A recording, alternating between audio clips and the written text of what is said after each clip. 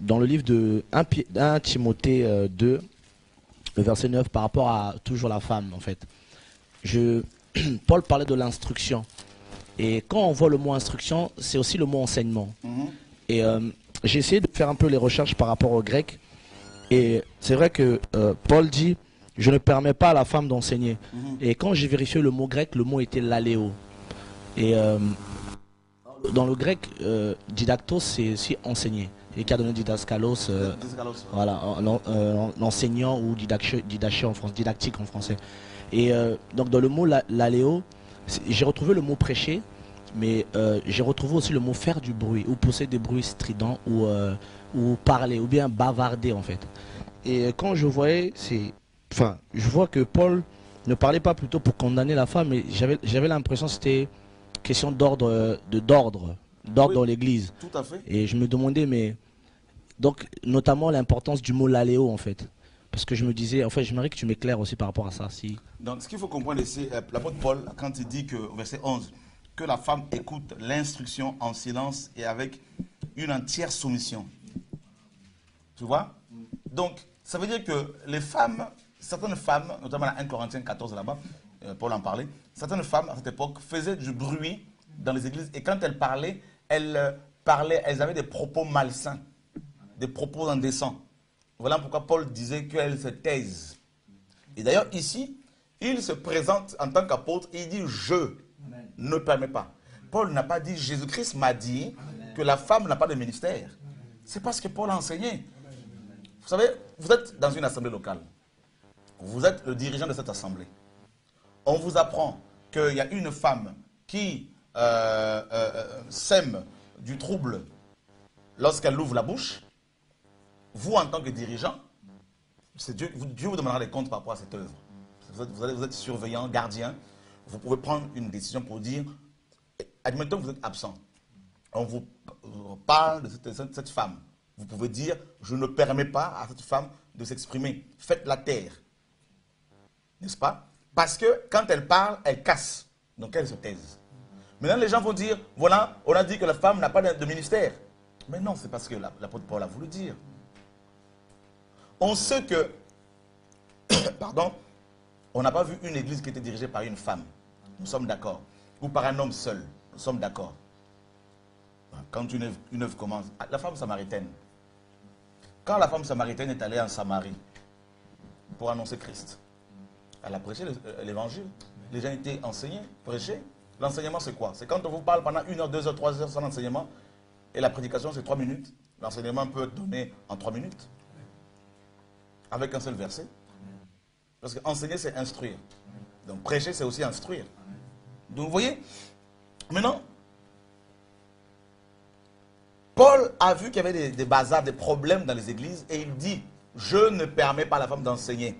Il y en a qui vont dire, mais oui, mes frères, il a dit plus loin que Adam a été formé le premier et Ève ensuite. Donc ils disent que non, Paul a remonté jusqu'au commencement. Ben oui, je suis d'accord avec vous. Et il dit au verset 15 que la femme sera néanmoins sauvée en devenant mère. Mes amis, si vous prenez ce passage-là littéralement, si vous ne voulez pas comprendre le contexte, dans ce cas-là, il faudrait que pour que la femme soit sauvée, qu'elle soit fertile. Donc dans ce cas, les femmes stériles sont condamnées parce qu'elles ne peuvent pas donner naissance aux enfants. Vous voyez, donc c'est pas ce que Paul a voulu dire en fait. Paul a voulu mettre de l'ordre tout simplement. Et il associe l'enseignement à l'autorité, authenteo en grec, qui veut dire user de l'autorité à son compte. Ça veut dire que la femme qui n'est pas mandatée par Dieu pour parler, ou l'homme qui n'est pas mandaté par Dieu pour parler, s'il parle, il va faire du bruit. Ou si elle parle, ça va faire du bruit et ça va casser. Vous voyez?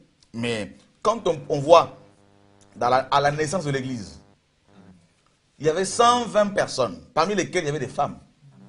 Il y en a qui me diront, mais oui, mais la doctrine biblique n'était pas encore développée.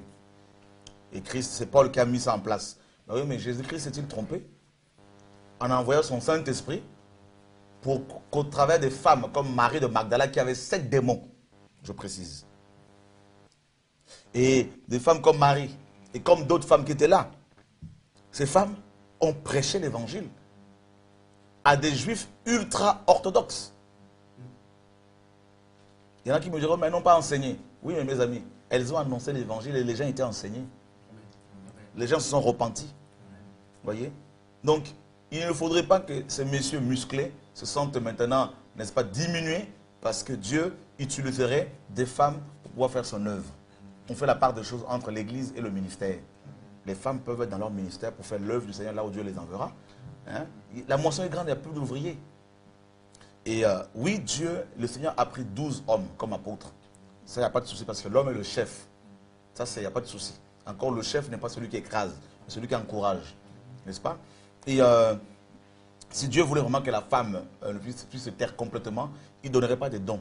Il ne leur donnerait pas de dons de l'esprit. À la naissance, quand un enfant vient au monde, que cet enfant soit mâle ou femelle, il crie. Donc, lorsque quelqu'un se convertit, la personne est remplie de l'esprit, elle ne peut que crier. Voilà. Donc, il faut faire la part des choses. Et là, il y a une confusion effectivement dans ce domaine et c'est dommage. Et ça fait beaucoup de dégâts. On se canarde en tant que chrétien, on se fait la guerre, alors qu'il y a plusieurs âmes à sauver dehors. Et on se fait la guerre pour déverser sur le foulard, sur le musée de la femme. Même l'apôtre Paul a dit ceci. La sagesse que Dieu lui a donnée. Dans Colossiens chapitre 3, le verset 15.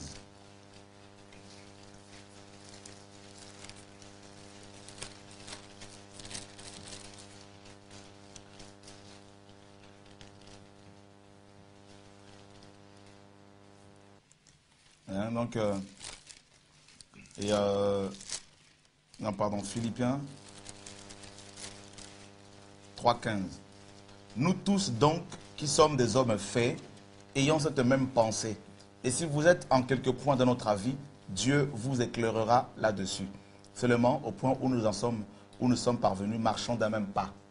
Ce n'est pas salutaire. Pourquoi se faire la guerre sur le ministère de la femme ou sur le voile et se diviser? Est-ce que c'est salutaire ou pas? N'est-ce pas? Donc, l'apôtre Paul, qui avait parlé de ces choses, avait remarqué qu'il y avait des divergences entre les frères et sœurs. Mais il dit, mais nous tous qui sommes des hommes faits, c'est-à-dire nous tous qui sommes des hommes matures, des hommes intelligents, qui aiment Christ, qui aimons Christ. Si nous sommes, n'est-ce pas, en désaccord sur certaines choses, marchons d'un même pas sur l'essentiel, sur tout ce qui touche à la moralité, tout ce qui est salutaire. Et Dieu nous éclairera. On n'a pas à se faire la... Vous savez, quand on fait la guerre à un pasteur parce qu'il laisse les femmes prêcher, ou parce que les femmes portent des voiles ou ne portent pas de voile, quand on fait la guerre à de telles personnes, ça veut dire qu'on est immature. C'est un signe d'immaturité, tout simplement.